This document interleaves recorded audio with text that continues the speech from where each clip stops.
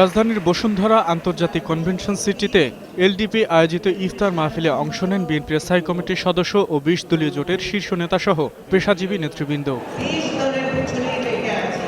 ইফতার মাহফিলে জোট প্রধান ও বিএনপি চেয়ারপারসন বেগম খালেদা জিয়া শুভেচ্ছা বক্তব্যে অভিযোগ করেন, সরকারের দুর্নীতির দায়ে জোট নেতাদের বিরুদ্ধে মামলা দেওয়া হচ্ছে। চাঁদাবাজি, টেন্ডারবাজি, দখলদারি সবকিছু তারা করছে, কিন্তু মামলা দিচ্ছে ২০ দলের নেতাকর্মীদের নামে।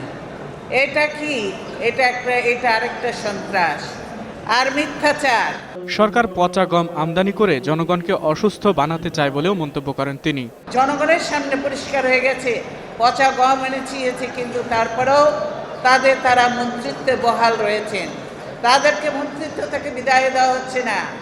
একজন কোর্ট থেকে রায় দেওয়ার পরে মন্ত্রিত্ব থেকে বিদায় নিচ্ছে না, তার মন্ত্রিত্ব অনেক আগেই যাওয়া উচিত।